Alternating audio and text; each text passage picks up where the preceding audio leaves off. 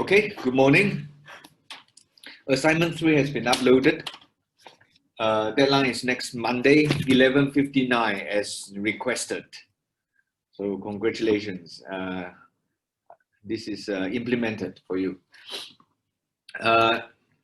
And then just please be reminded that the deadline is strict. Okay, so let me know if you need more time. If you have a valid reason, I usually will try to be nice. But if I don't hear anything, then the deadline is sharp. Okay. All right. So this is lecture 7. And let's have a quick look at what we learned last time. Last week, this is the summary, basically. And this is what we did last time. So we started from Carnot theorem.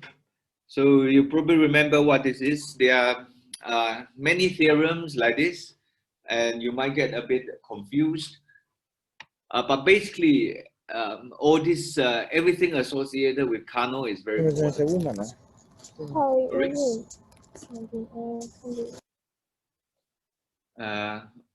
You want to talk to me, someone? Okay, so things associated with Carnot is very important. You might remember what this theorem is. So this is about efficiency. So Carnot theorem says that if I have only two reservoirs, an engine based on the Carnot cycle, and this engine is called Carnot engine, is the most efficient. And this Carnot engine is necessarily reversible. Okay, so then we went through a bunch of argument to establish the thermodynamic temperature, which turns out to be the same as the absolute temperature scale, which is also known as Kelvin scale, which is the one you are familiar with. Okay, so you have an absolute zero, and you can establish this scale using the ideal gas. Okay, so everything is linked together this way, and from here we get this very important relationship, which is the ratio of heat for a reversible engine is expressed as the ratio of the temperatures of the reservoir. Okay, so this is one. I have something more to say about this later. We will come back to here soon. And the other thing which we obtain by analyzing this engine at on the right is Clausius theorem, and this is probably the most complicated engine we will analyze in this course. It's a little bit more abstract, but it's not too bad. If you miss it, you can always go back to the video. Okay, so you can look at it again. So just a quick reminder for today's lecture, for today, to have a smooth presentation of today's lecture. We started by looking at this lower part where we have a general cycle, which is not necessarily reversible. Okay, and we analyze the heat exchange between this process and a reservoir, or a general reservoir, at temperature T sub I. And this I label a particular reservoir. Okay, so our I, for a typical heat engine, we will have I equals 1 and I equals 2. Or I equals hot, I equals, high, I equals low. Okay, so this is an index. And we want to go around and come back to the same point. So we can take advantage of the fact that the internal energy is a step function, and we can manipulate the first law, and that gave us one part of the equations. Okay, you probably remember that. But we also want to have a better way to keep track of this d bar q sub I. That is why we connect a Carnot engine to track this d bar q sub I. Okay, so how many Carnot engines do we have? We have as many as the number of I. Okay, so we have, this is really C sub I, but as long as you understand this, this is okay. Okay, so we have many engines that we can drive, and each one will give you an output of d bar W. But one thing you should really keep in mind to understand this part is we only have one reservoir, one common reservoir. So this is a common reservoir for all these Carnot engines. We have many of them, but we are going to connect all of them to the same T-fix. Okay, so nobody can stop me to analyze an engine like this. And indeed, this is what we did last time. And if you go through all the argument carefully, you find that in order to not to violate one of the statements of the second law, you have to demand certain condition. That certain condition put constraint on the sign of the work done. Okay, and because of that, that leads you to the inequality. That is probably something which now second law of thermodynamics feels a bit different, right? When you look at let's say second law of Newton is written in an equality. So you have F equals ma is an equality, so you can calculate things.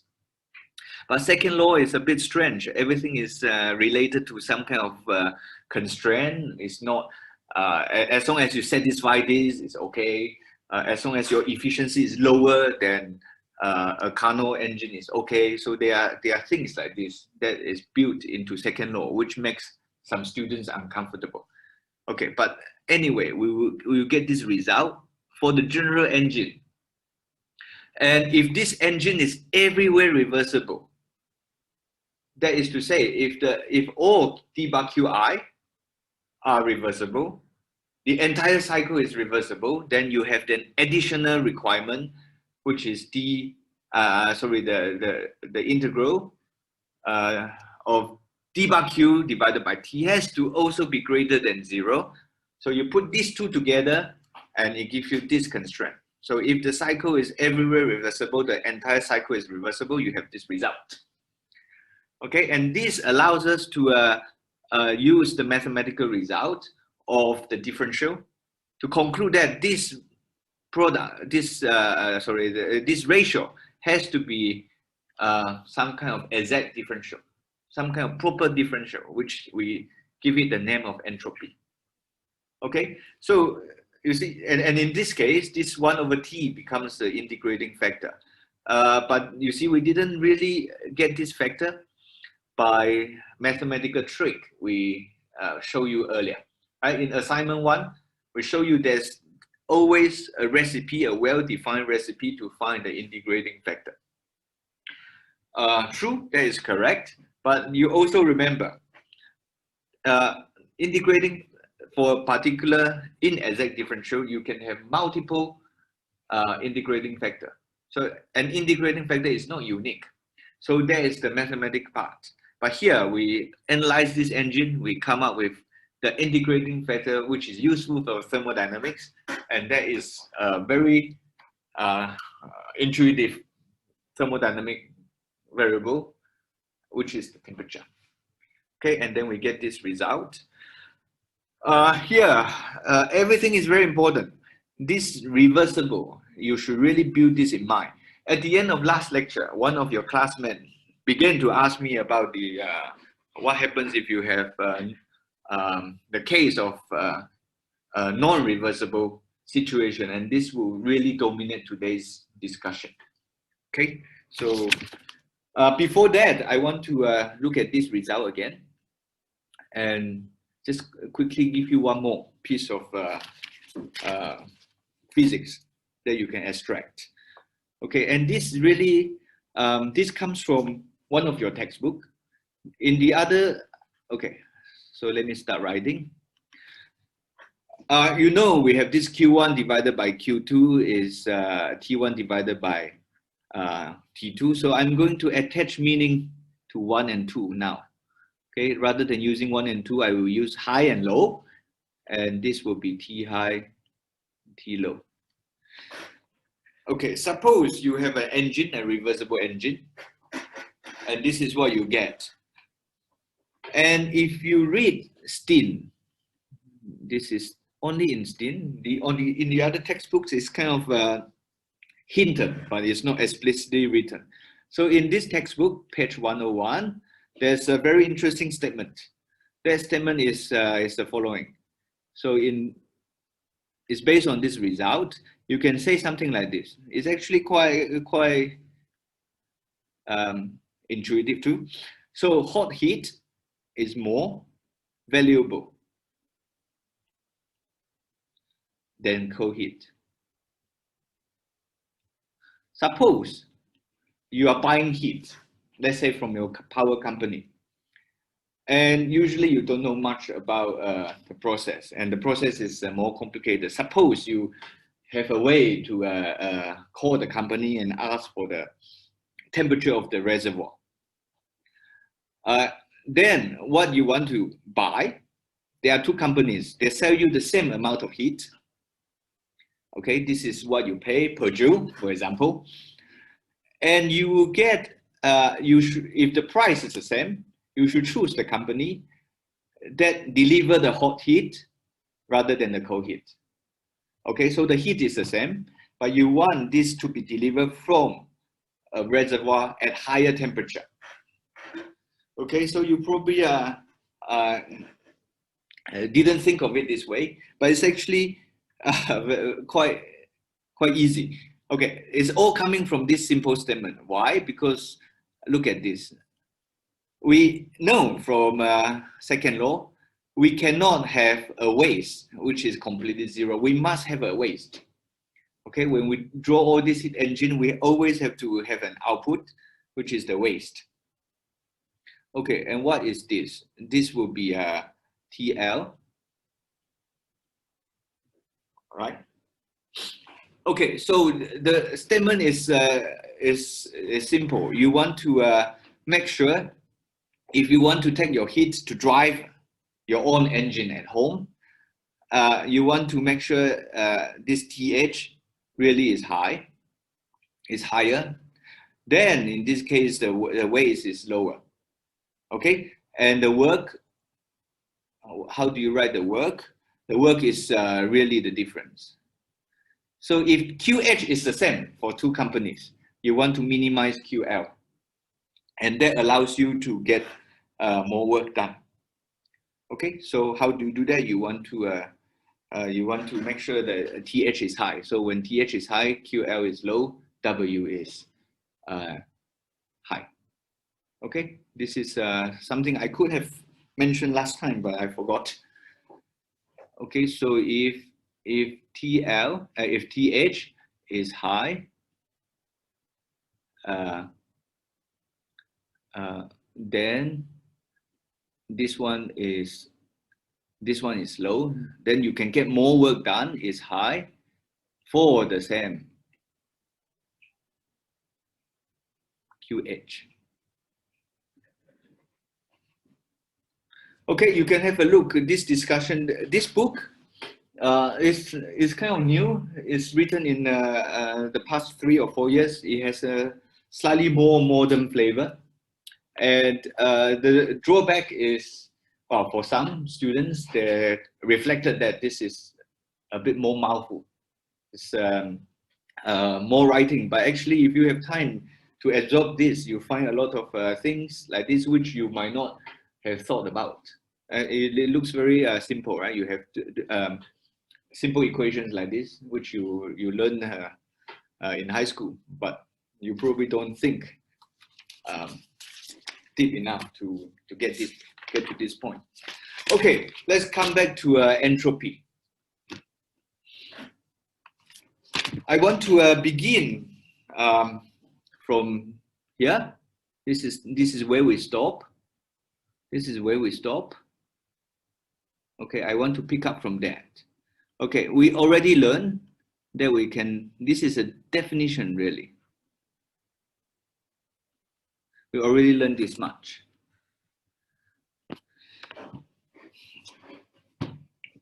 Okay, what can we say about S? Let's learn a little bit about this entropy S. First, what is the unit of entropy? So when you calculate this quantity, so this S has the unit of this is heat, right? So you have joule per Kelvin. Okay, so this is the unit of entropy. And second, importantly, from here, from my definition, if I have a reversible process, from A to B, then I can certainly calculate the change of entropy. I can calculate this. What is this? This is from A to B ds. Okay, now let's begin from reversible process. Later, you should hopefully recognize what happens for the irreversible process, a process which is not reversible. Okay, what I want to say is this really gives you S B minus SA. So this is a change of entropy. So at this stage, we do not know the absolute entropy. Okay, so at this point, you only know the relative change. That is to say, you can define your entropy up to a constant, an additive constant. Okay, and you can work out this difference, which is true, regardless of this constant. Okay, and to get the absolute as absolute entropy, historically you will need to do more experiment. You know how to find a change, but then you need to find a way to define a scale.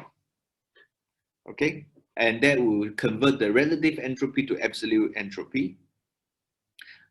How to do that? Actually, this is the next law of thermodynamics. So you need to get a fixed point. Okay, and this turns out to be the third law of thermodynamics. Okay, which tells you if you are able to go to absolute zero, the entropy tends to zero over there. Okay, so the entropy at t equals 0 is 0. So if you want some process, you need to try to reference to that point and try to manipulate your partial derivatives, such that it gives you a way to reference to this fixed point. Okay, so the third law tells you, so third law gives you a scale. So as t tends to 0 is 0. Okay. All right. So here, what else do we learn? If your d bar q ref reversible is 0, this is easy. If you do not allow heat to go in, then ds is 0. Okay, but remember, this is very important. I'm talking about a reversible process. This will become clear and very important soon once I do some example. Okay, so this is really, this implies this condition. So there's a name for this process. This is called isentropic. Okay, so let me write it better for you. Isentropic. Constant entropy. Okay, and the other thing which should discuss a bit is what is this T? How do I choose this T? So let me mark it here for you. This, okay, I draw a triangle. So this T is really the temperature. So T is the temperature where heat exchange occur. This infinitesimal heat exchange, or the exchange of an infinitesimal amount of heat happens at temperature T.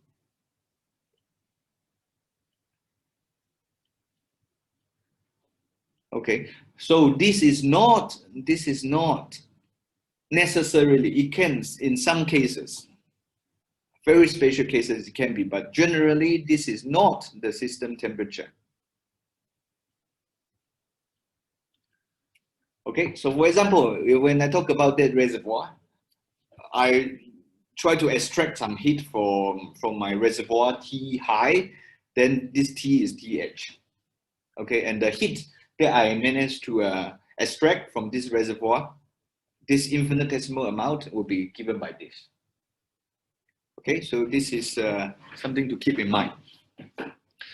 All right, to make this more powerful, we need to look at the process which is not reversible, which is, okay, now exactly as what I say, irreversible process.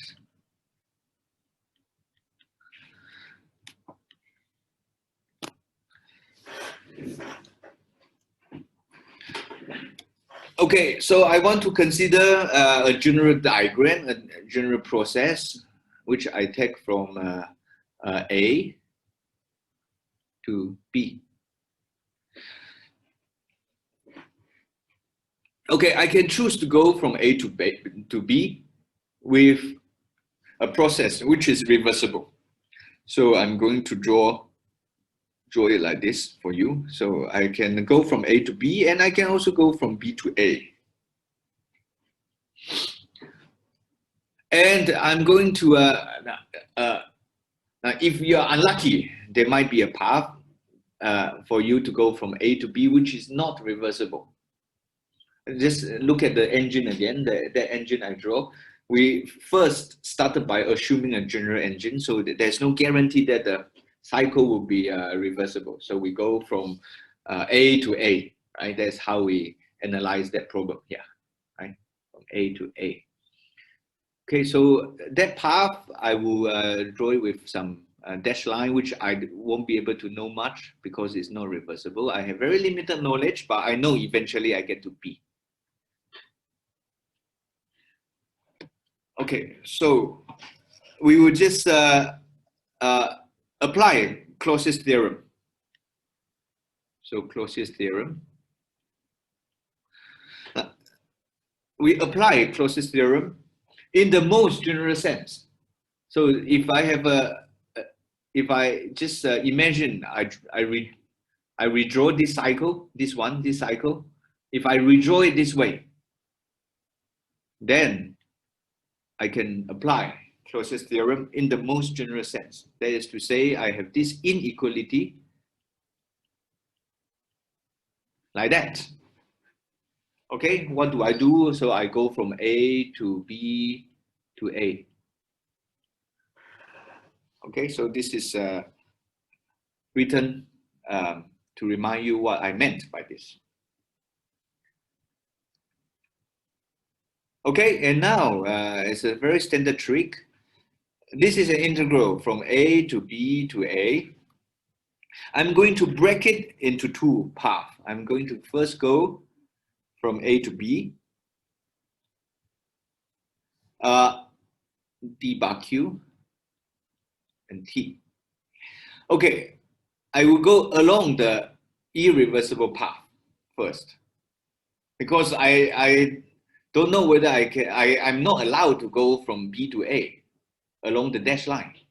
Okay, so I will choose to go along the permitted path, which is A to B like that. So this is the dashed line. Okay, the solid line, I will come back to A.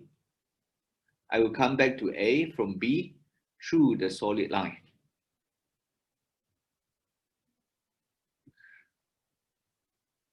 Okay, so this is the meaning of this. Okay, let me complete this. All right, now I'm going to make the notation a little bit more complicated to bring the physics out. I'm going to label this for you to remind you, really just to remind you that now I'm going along the solid line and this is a reversible path.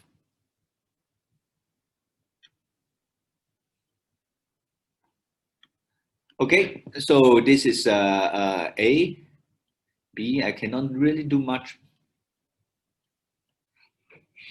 But this is reversible, so I'm going to flip this, right? I can flip because this is reversible. This makes sense too if I flip A and B. But if I flip the limit, I will have to acquire minus sign.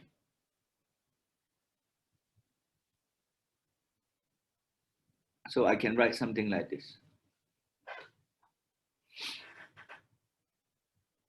Okay, we are nearly done. So if we compare a process going from A to B, one is reversible, one is not, we will have this result.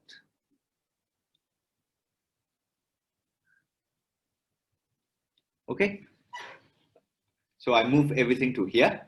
Sorry, I move the reversible part to here. And you see these limits are the same. And I can bring A and B very close. Right? So that will allows me to compare the integrand. Okay, so it doesn't matter how, if A and B is very close, they share the same limits anyway. So I can compare the integrand. Then this allows me to write something. So from here, I can write d bar q reversible over t. And this is greater than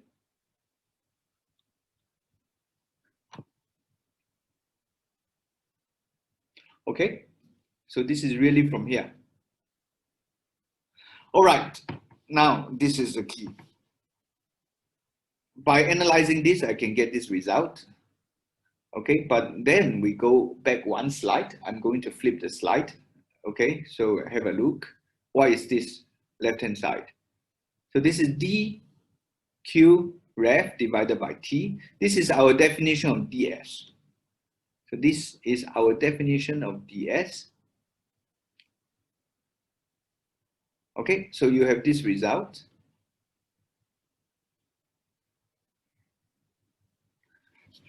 Which is very, very useful and very important for you to later try to analyze processes.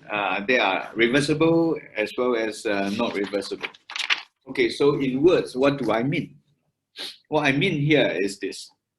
If I know a particular process is reversible, then I have this result right away.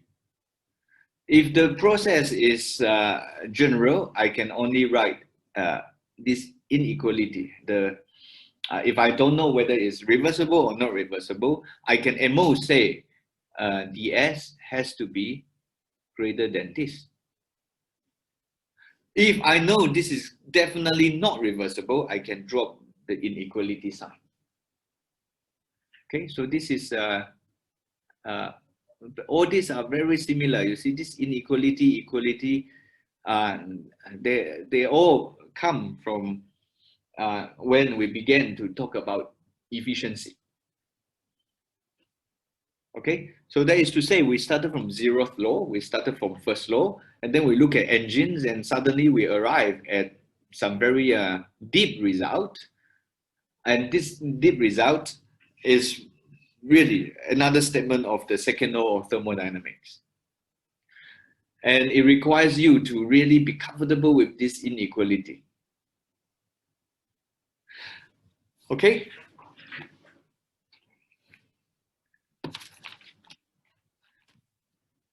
All right, so this is important. Let's bring this up, bring this board up, and so we can keep looking at this for a bit longer.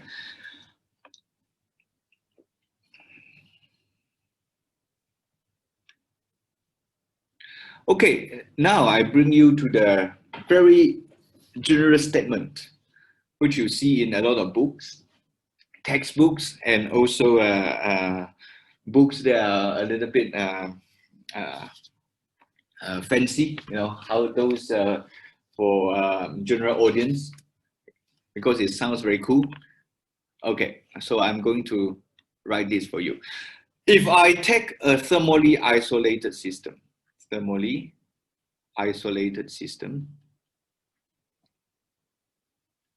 so if the process itself does not allowed heat transfer. So that is to say, I somehow isolate part of my system.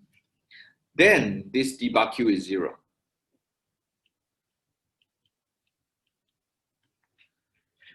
Okay.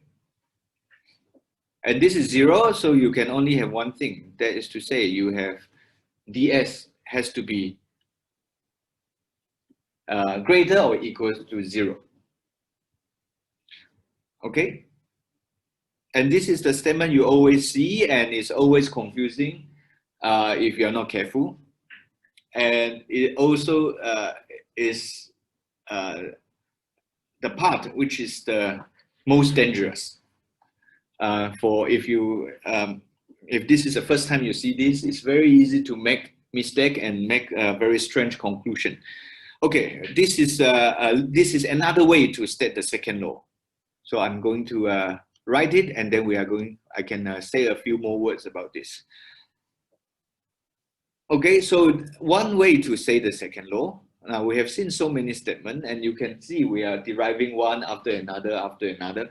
So our very basic assumptions are Kelvin's engine, the Kelvin statement and the closure statement for the two impossible engines. And now we reach this point. Okay, I'm going to give you two statements. So for a thermally isolated system, the entropy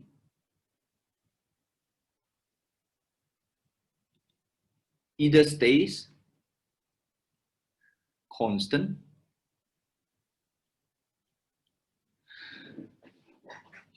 okay, stay constant means ds equals 0. And at this point, if I stop here, you have to complain. Why? Because this is not a complete statement. Why do I have ds equals 0? So I take the equality sign. So this can only be the case if I have dq for a reversible process. So I have to say this for you. So this is, I really cannot emphasize this more. So if I change color for you. So for a reversible change,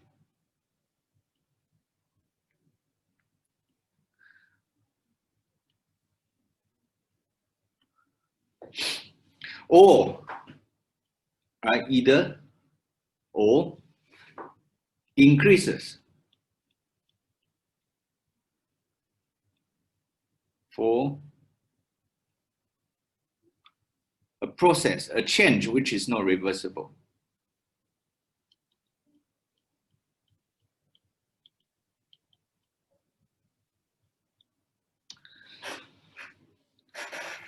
Okay, so this is really writing this out in words for you.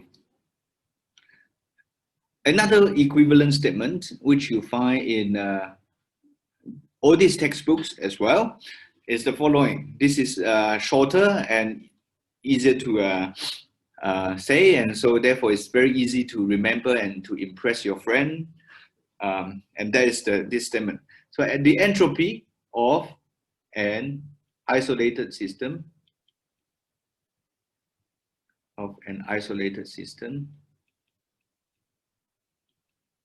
tends to a maximum.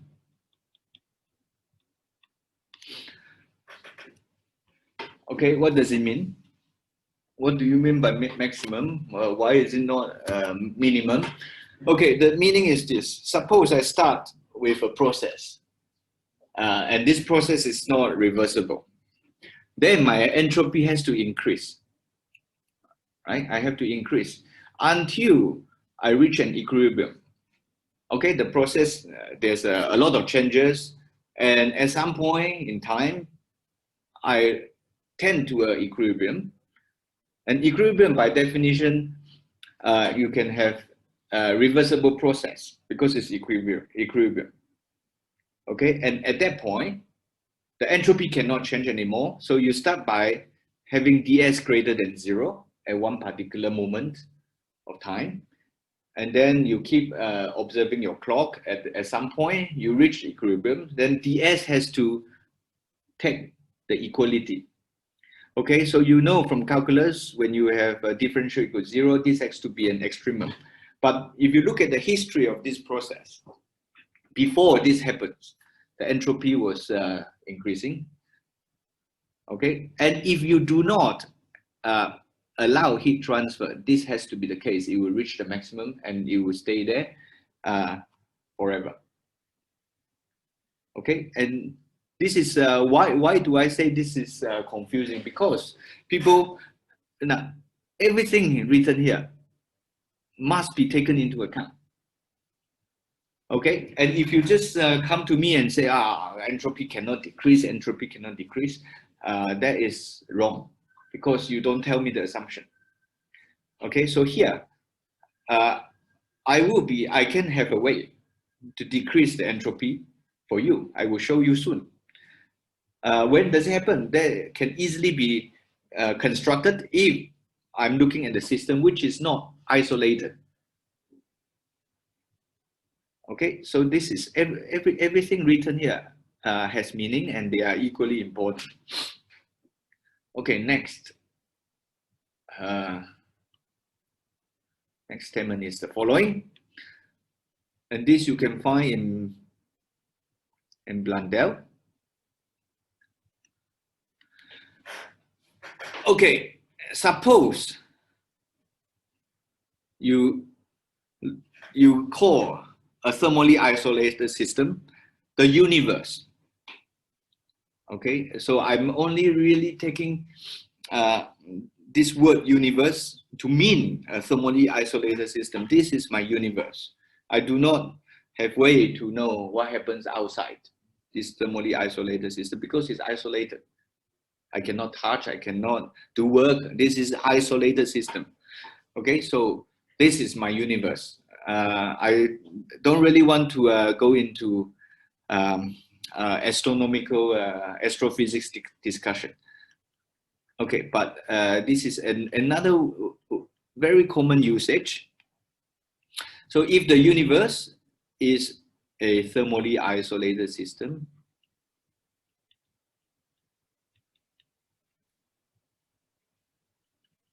okay, this you can find in Blundell and Blundell, Blundell and Blundell.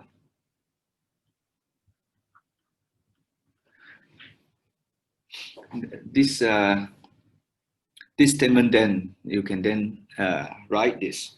Okay, if this is thermally isolated, the total internal energy of the universe has to be a constant. And the other thing, an equivalent way to say this sentence is that the entropy of the universe cannot decrease.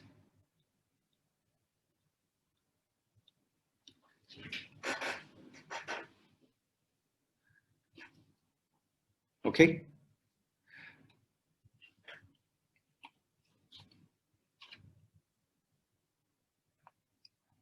All right.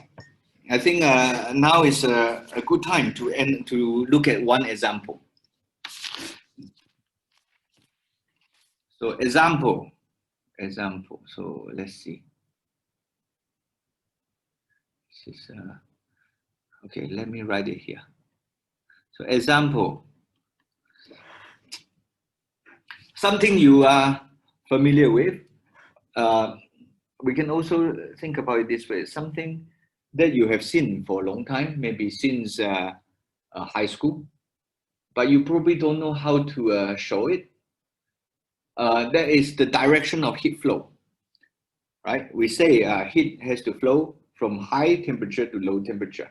And this is a statement that you see in textbook, in high school textbook.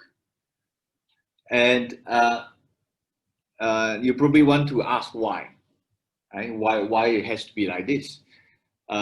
If I have heat flow, if I reverse the direction of heat flow, it doesn't really violate the conservation of energy. Okay, so you maybe back then you already asked your teacher why this is the case. And to answer this, we really need all this physics discussed today. Okay, and today we are in a position to give a very good statement about this. Okay, so I will eventually get there, but now I want to practice how to use all this knowledge and also the terminology here. Let me emphasize again, this is just a terminology, okay? I'm going to take my universe to be a system, a system I'm interested in, characterized by some temperature. And this system is in thermal contact with the reservoir. This is a classic example. Everyone learning thermodynamics has to be able to deal with this question. And you also see in a lot of entrance exams, so many times that you really need to master this. Okay, this is my my universe. I'm going to look at a system in thermal contact with a reservoir. Okay, so let me say a few, give a few more symbols. So this reservoir, I'm going to, okay, I am going to take it to be a large reservoir, so I do not need to worry about the temperature change. Okay, so I'm going to give this temperature of the reservoir TR. Okay, and my system, it can be a very relatively small system compared with the reservoir. So a small system, and I'm going to give the temperature as TS. So this is the initial temperature. Okay, so I'm going to draw it with the arrow of time pointing right, from left to right. So this is the initially I have a reservoir at TR, temperature TR, small system at TS. So I'm going to next put them in thermal contact.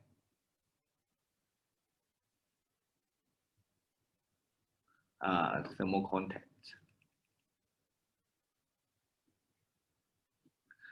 Okay, and then I wait for long enough. And because this is a large reservoir, eventually both of them will be at the same temperature. So both end up at TR. Okay, a simple situation. And this allows us to practice this second law of thermodynamics. Okay, so I'm going to, just to remind you, this is the sequence of events. So I'm going to draw, the time is going this way.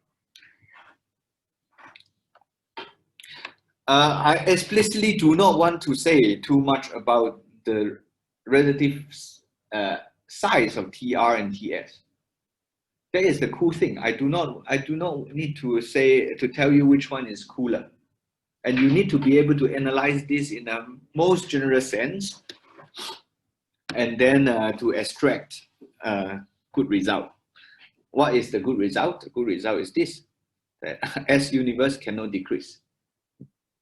Okay, so I'm going to analyze this, and you have to be able to tell me that the entropy of the universe cannot decrease. Okay, how do we do that? We just have to really calculate. What do we calculate?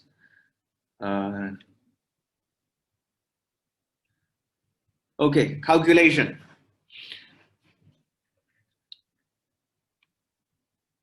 So the heat transfer from the reservoir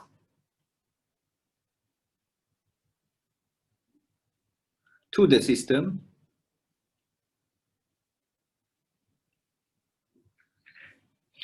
okay, this is a heat transfer delta Q from, so this will eventually determine the sign.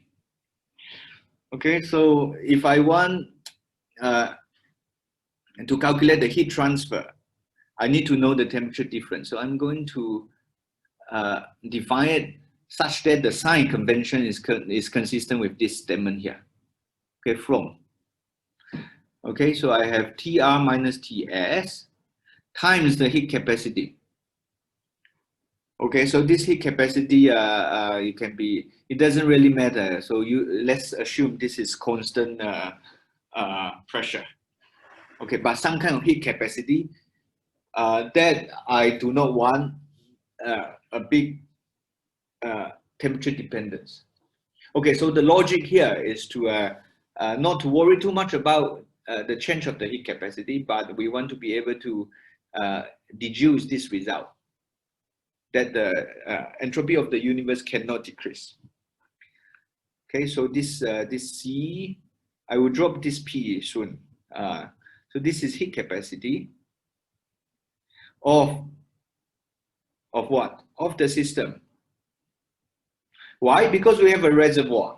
When we have a reservoir, we assume the reservoir to have a huge amount of heat capacity. That's the definition of the reservoir.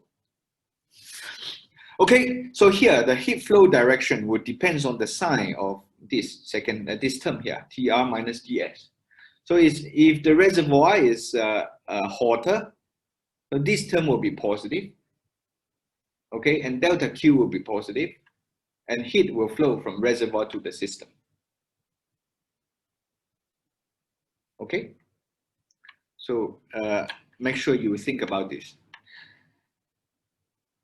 Okay, let's calculate the entropy change. So the entropy change of the reservoir are, so by definition, the entropy change is T bar Q divided by T. But what T? What is the temperature? Now, this is the thing. I have a reservoir. I have a huge amount of heat capacity, so I can safely write T sub R.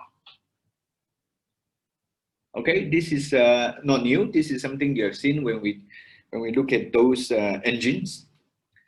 Right, we assume a constant temperature. It's so big that the heat I put in cannot affect my temperature. What is the advantage? The advantage is I can pull this out and look at this.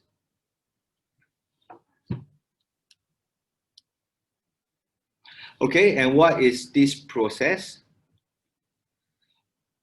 This is 1 over T R times the opposite of this, because now I'm talking about heat flow into the reservoir, which will be the opposite of this, delta Q. So I have a delta Q here.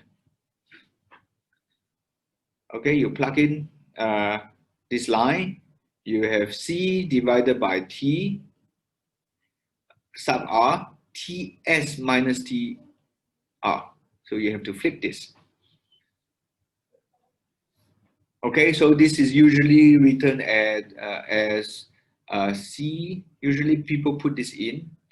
This is heat capacity times Ts T divided by TR minus 1. Okay, now for the system, we are not so lucky because the temperature is changing all the time for this process. Okay, so we do have to integrate this properly. So the good thing to do is we know the heat capacity of the system. We assume we know the heat capacity of the system. Right, so this T bar Q, infinitesimal amount of heat change will be C times infinitesimal amount of temperature change. Okay, and now good news, I have found a way to integrate this, so I'm going to do that. I'm going to integrate from my initial temperature, which is Ts, to the final temperature, which is Tr for the system.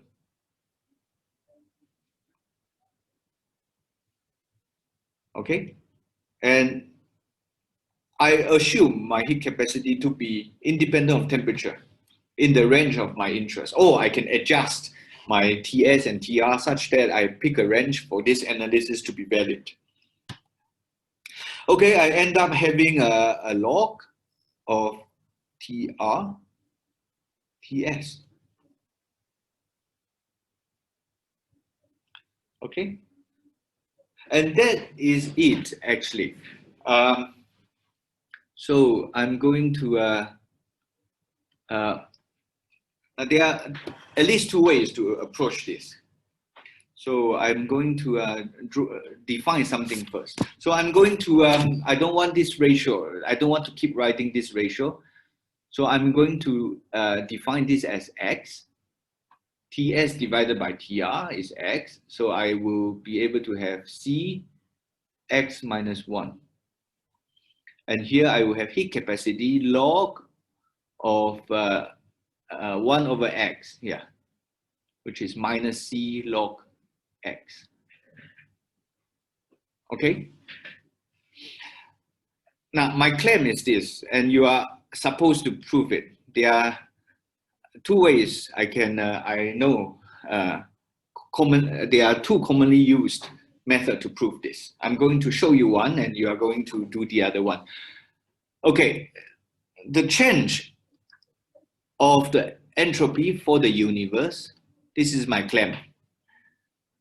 Why is this? This is a sum. I have my universe contains two objects, two items. One is a reservoir, the other one is a system. Okay? So I will have to sum these two. So C log TR divided by TS plus this. So I'm going to write the reservoir, I will have C X minus 1 plus C log X minus 1. So I put this minus 1 here. Okay, the claim is this. This is always positive or 0. So this is the claim. And by analyzing this simple system, you can do it, I can do it, everybody can do it. And we conclude that the entropy of the universe cannot decrease.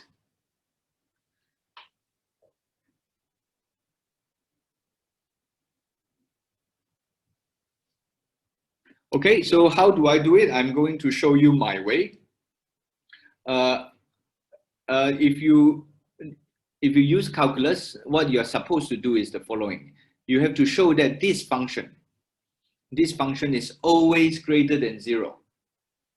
Okay, you can do some analysis to show that this is indeed the case. You can do it analytically, but I will do it by plotting you the graph. So this is what I will do.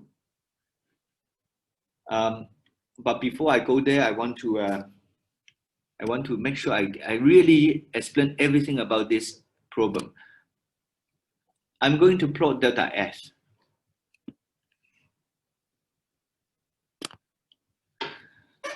Okay, I'm going to plot it against X divided by, against this ratio of the temperature, which I chose it to be TS divided by TR. Okay, so when these two are the same, when the temperature of the system and the temperature of the reservoir is the same, I have 1 here. So this ratio will be 1. So this will be a very special case. Even before you do this, hopefully you already know where is the minimum. Okay, and this delta S universe better take a minimum here if my claim is correct. That's to say, I can I have an equilibrium, right? So I reach thermal equilibrium. So my ds is 0. This is you can think of it as a dynamic process. So I can have some heat flow reversibly between the system and the reservoir.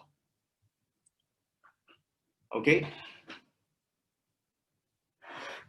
Okay, what happens to the reservoir? The reservoir has this very simple function. This is C. This is This is a function with a slope, positive slope. So I will draw something for you. So this is just a straight line with an intercept. Okay, so this will be the change of S for the reservoir. Okay, at this point, I really, look, now delta S can be negative, as I already warned you. So if you come and tell me that entropy cannot decrease, this is so wrong. Here is negative. It can decrease. That's because this is in thermal contact with another system. So I can have heat flow. If I can have heat flow, entropy can change. It can change in both directions. Okay, and likewise for the system, I will have something.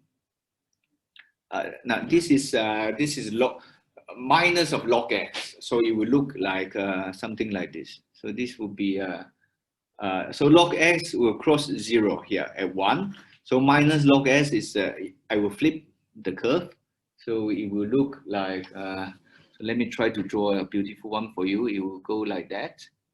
No, not beautiful enough. It's a log x. It will be slow here, and this will be a very sharp increase, like that. Again, don't come and tell me the entropy of the system cannot decrease. Here, this is negative, it can decrease. Okay, now the beauty is, this is hard to draw, and this is something you can draw using Mathematica, MATLAB or whatever. If you add these two, it's always positive. You see, if you add 0 to 0, you get 0 here. And then if you sum these two, somehow everything magically compensates to give you a sum, which is always positive. Okay, and this really requires you to plot it out. You have the same C here, right? So you have to plot this function or use some algebra to do it in case you sit in a public exam without your computer. You will not be able to plot this on MATLAB or whatever. So this is the change of entropy for the universe, which is the sum of these two. Everything magically balanced out, which is very, very neat. Okay, so what do you learn from here? What do you learn from here? So here, this one, of course, is spatial. So your entropy always increase. So the delta S is always a positive number. Okay, and the key message you should learn from here is this heat transfer is not reversible. It's not a reversible process. That is why the entropy of the universe increase on either side of 1. Okay, why do you have either side of 1? It's not quite symmetric, but if you look at either side of 1, delta S of the universe is always positive. That's because I don't really care whether the system temperature is hotter or lower than the reservoir temperature. I must have heat transfer. And this heat transfer is a process which is not reversible, and therefore the delta S of the universe has to increase. Okay, I think we should take a quick break and come back at 12:40. And for those of you who wants to think about this problem, I will leave this slide here for you.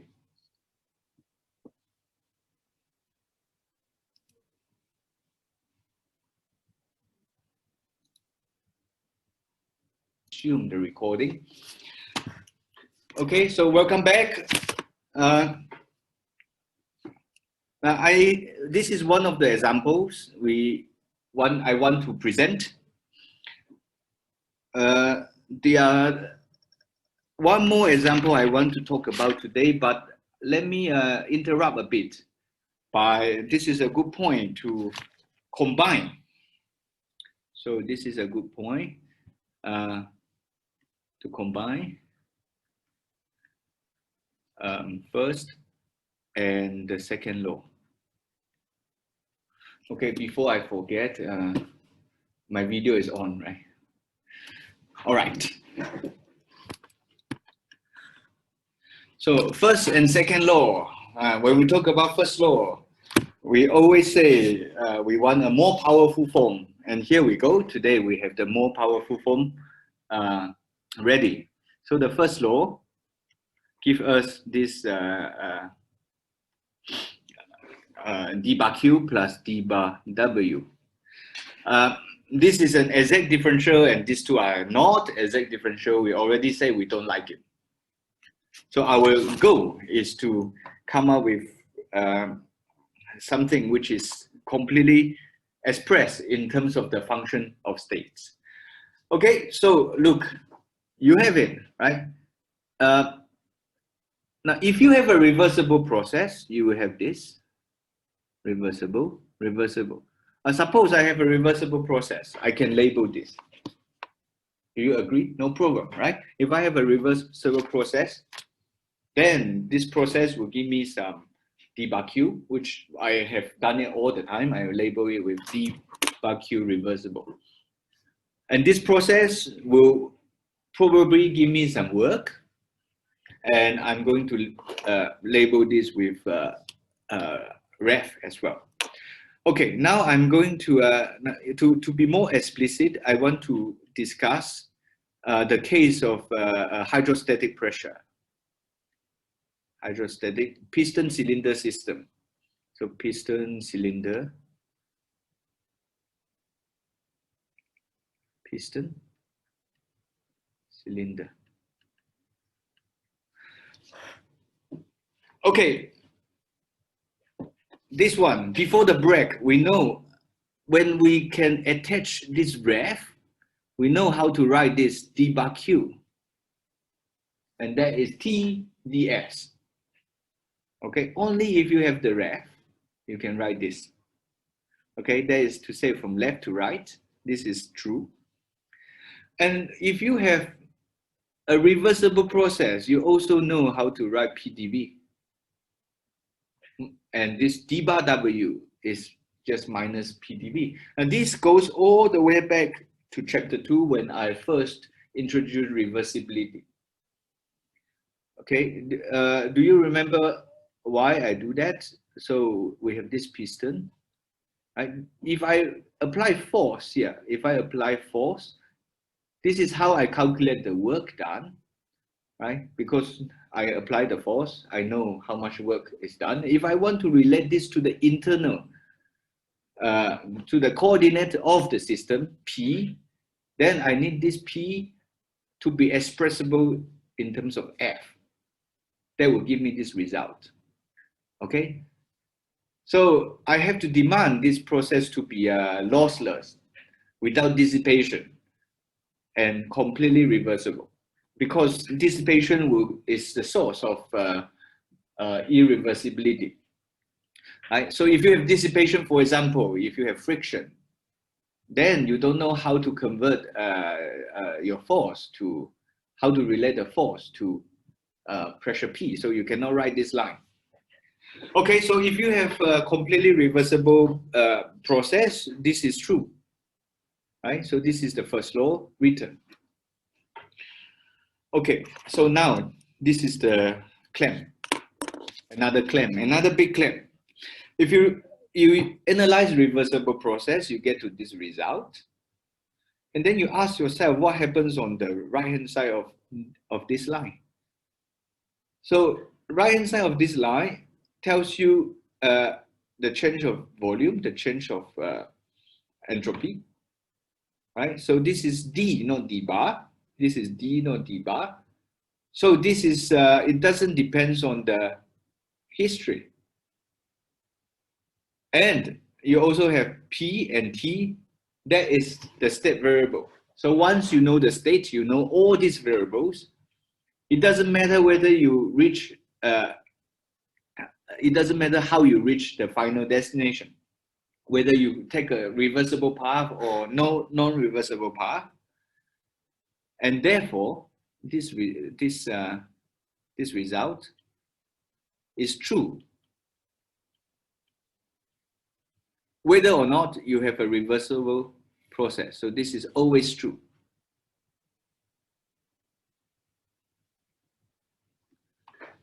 Okay. But a common mistake is this. A common mistake is you write d bar q to be this without paying attention to the process. So if you write something like this, it's only true for a reversible process.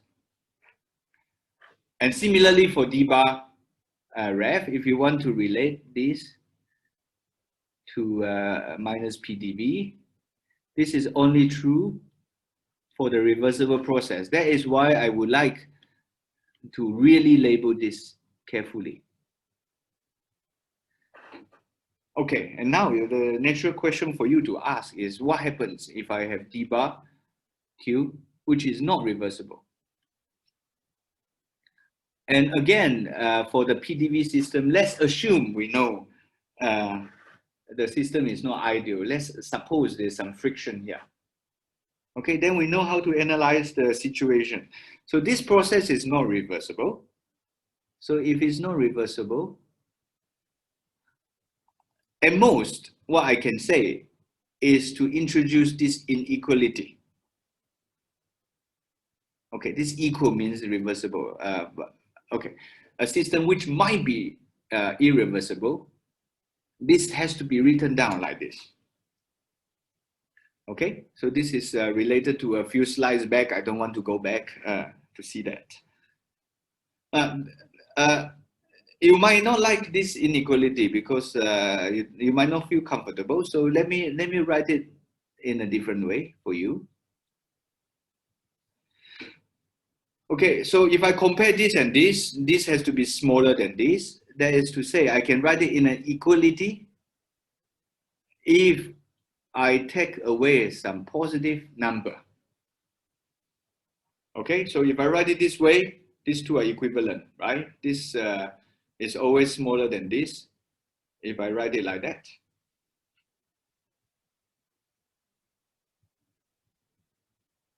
Okay.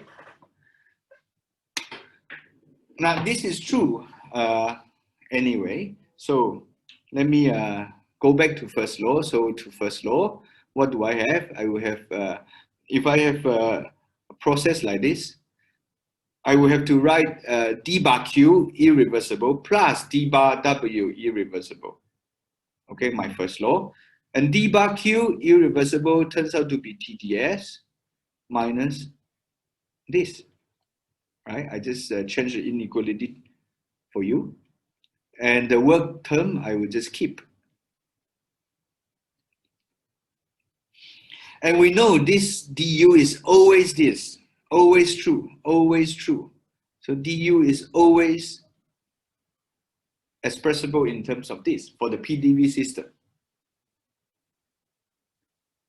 Okay, so this is always true, always true. Okay, now I rearrange this. You see, I have this TDS that I can cancel. So I will end up having d bar w is minus PDV plus. Okay, here is just mathematics, right? This is this plus this positive number, which you know very well from chapter 2, right? So this is equivalent to saying that, yes, this is correct. So this has to be greater than minus PDV. Okay, why? Why do we have this? That's because we have some friction. Okay, so part of the work you try to do is not going to use to increase the internal energy of the system because you have some loss due to friction, and that loss is can be captured like this. So this is due to the friction. Another way to look at this is if you have loss, you know the work done has to be larger than this minus PDV. So what you try the work you think you are doing is actually larger than the work received by the system. Okay, and what is this excess amount? This excess amount can also be thought of heat as heat. So I can also reverse the logic and come up to this line here, which leads to this conclusion. Okay, so the point is, so what are the conclusions? So the conclusion are this. So from this discussion, you need to understand that this is always true, and you need to understand this equality can only be written when I know for 100% certainty that the process is reversible. Otherwise, you have to use the inequality like this for the general case. If it's absolutely irreversible, you drop the equality. Is completely less than or equal to, and also this. Okay, I think in the note I gave you this. You can have a look.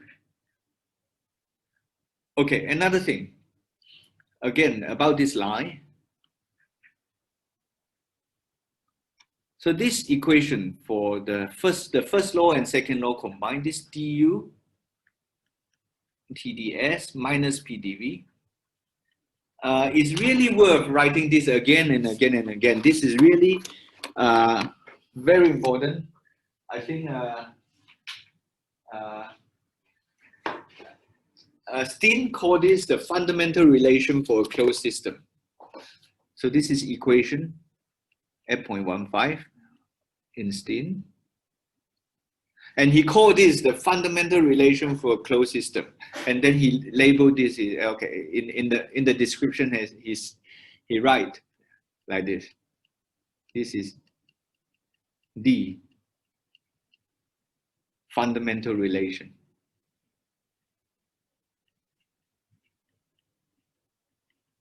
Okay, this is the starting point for a lot of analysis later. Okay, and if you have this book, you know at this point this is reaching page 105, and this book has more than 400 pages. So he really wants you to keep this in mind and understand everything here. And me too, I also want you to do this, because later when I begin to do statistical mechanics, I'm going to come back to this again. Okay, so now here, there's another thing we should quickly mention. When you write it like this, actually, this entropy and volume are the fundamental coordinate for the internal energy. Okay, so maybe to keep in mind what happens here, this S is extensive, this is also extensive. And then you have pressure, which is intensive, and temperature is intensive. So this is important. This has the character of the force. Right? This has also somehow has the character of the force. So if you want the volume not to change, you know you need to balance the force. And if you want the entropy not to change, you have to somehow balance the temperature. Okay, and you already saw something like this in the previous example. Okay, so here, now this is a preview. Later, we are going to learn the other thermodynamic potential functions. As you already know, this is one of them. And you already saw enthalpy.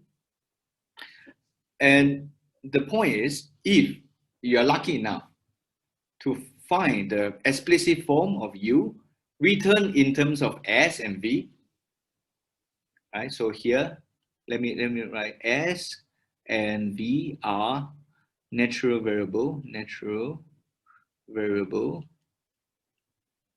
for U. So if you can find the explicit form of U written in terms of S and V, the point is you know everything about the thermodynamic of this system. This is the, and put it the other way, if you have this form U in terms of S and V, that is the most useful form that you would like to have. Suppose you are doing experiment to come out with U as a function of this. You will try your best to try to measure the volume, try to measure the entropy, and give you this U. That is the most useful form of U. And now you can probably sense the problem, right? This entropy is so abstract. How do you do measurement? Okay, there are ways to do measurement. Another way to look at this is it possible to come up with a different thermodynamic function with different natural variable? For example, something a little bit more intuitive, rather than having a V and S. Right? This is the mechanical part, which is the volume, and the thermal part is S. Well, I would be very happy to have a thermodynamic function given in T and P, for example, or T and V. This is something I can control experimentally, and then I deduce my entropy from this function. Okay, this is a very natural question to ask, and the quick answer is yes, this is something we will get to. Okay, so we have, indeed, we have other thermodynamic potential function given in terms of different natural variables. Some of them will be very useful for experiment. Some of them will be very useful for chemistry. Some will be for physicists. Some will be for learning statistical mechanics, because the calculation will become tidier. Okay, so let me write this. So if U is explicitly given in terms of S and V, then you get full thermodynamic info about the system.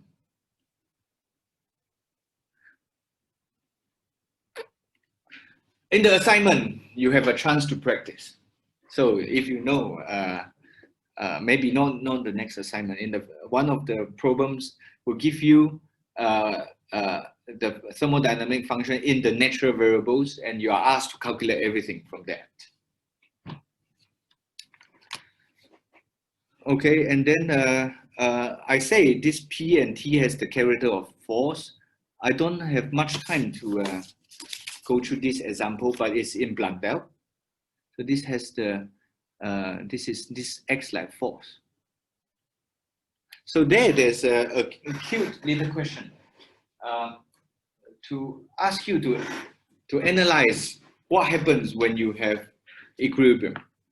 So when you have equilibrium, you do not want to have pressure gradient, you don't want to have temperature gradient, and what happens there?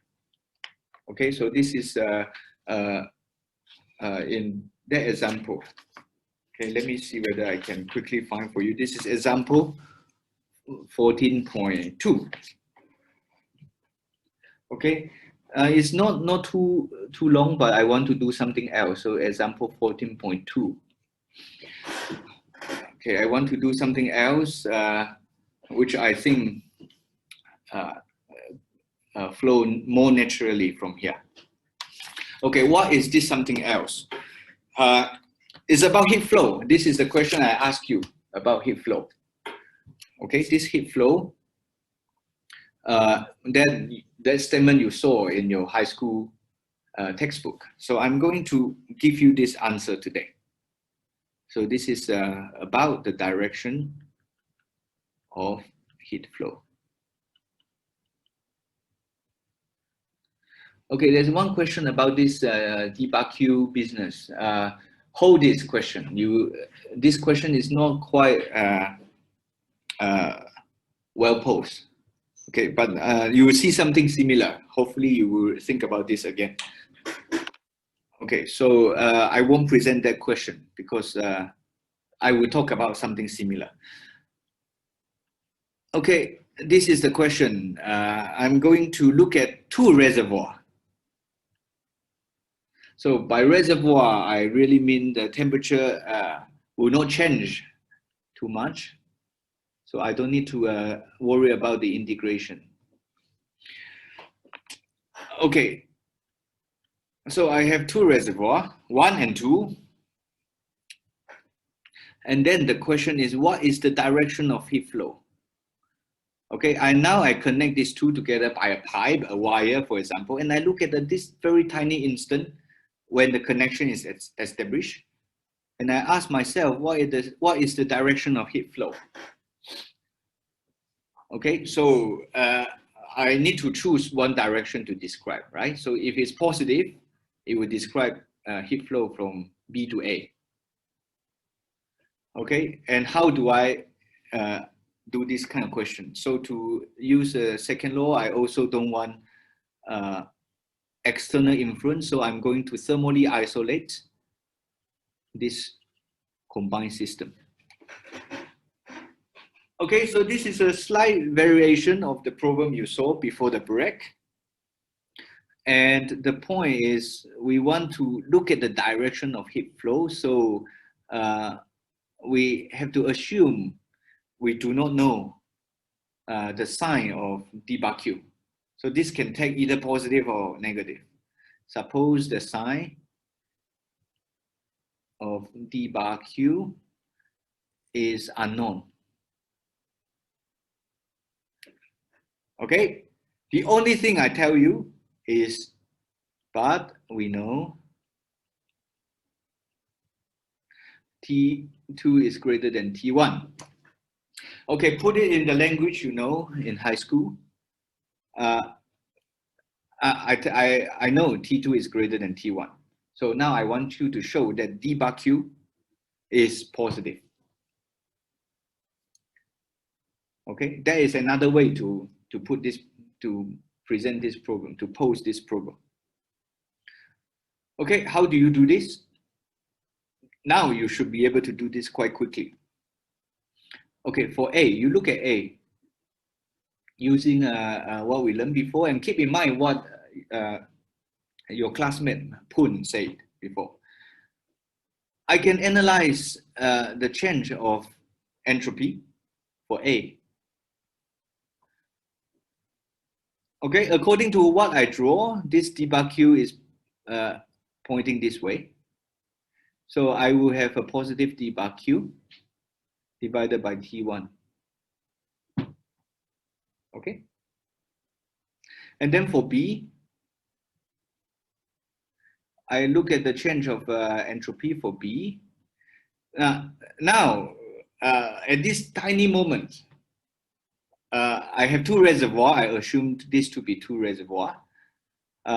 So in this case, the same amount of heat will leave B. I assume it to be leaving, okay? So in the end, if my assumption is wrong, I will just acquire a minus sign. Okay, so I assume this is leaving, same amount is leaving, so I need to take the opposite sign. And here, this sign convention is kind of important. So this kind of sign convention is assuming this kind of direction of the arrow. Okay, so what is my universe? So my universe in this case is SA plus SB. I only have two systems. Okay, I assume this wire I have has very little contribution. Okay. Or I can put them next to each other. This is just for showing you the direction of the heat flow. Okay, so I add these two, I will have d bar q 1 over T1 minus 1 over T2, right? 1 over T1 minus 1 over T2. And now I apply the second law. From my second law, this is a thermally isolated system. So I have to demand the total change of entropy for the universe to be positive. Okay. Now, T2 is larger than T1. So this is positive. Right? T2 is larger than T1. So this difference will give me a positive number. So in order to satisfy this criteria, my d bar q has to be positive. Therefore, I show you the direction of the heat flow. Okay, so in this case, heat flows, heat energy flows from B to A. Right, this is good day for you, right? I don't know if you have seen this. If you have never seen this, this should be a good day for you, because maybe you had this question since a long time ago. And how do you prove it? And this is how you should do it. All right. And this question about D bar Q reversible and D bar Q irreversible is best established by looking at this problem. But I kind of run out of time. This is Joule's expansion, which is also called a free expansion, as you remember. So there are two ways to do expansion. Okay, one is the following. I'm going to remind you what we do before. Now, I'm not going to worry too much about some expansion with unknown volume. This is hard to do calculation. So I'm going to assume I have a partition right in the midpoint of the box. So this is the Joule expansion right in the midpoint of the box. Doesn't look like a midpoint. Let me draw it better. Somewhere here. Okay. So I have my gas particle initially here, and I remove this. I have one type of expansion. This is free expansion. So I need to thermally isolate everything.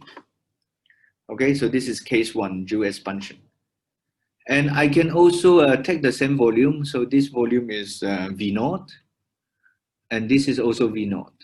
I can also try to keep a device. Don't know what happened.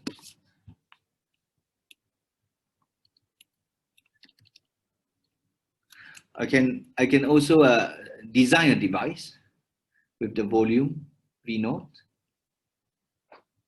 Okay, and I'm going to expand by pulling this all the way out, such that the volume becomes twice V0. Okay, so here, one process is not reversible and one is reversible. This is what you have seen in Carnot cycle. Okay, so I'm going to compare Joule expansion to another type of expansion, which I call the isothermal expansion. Okay, and this is a very, very neat example.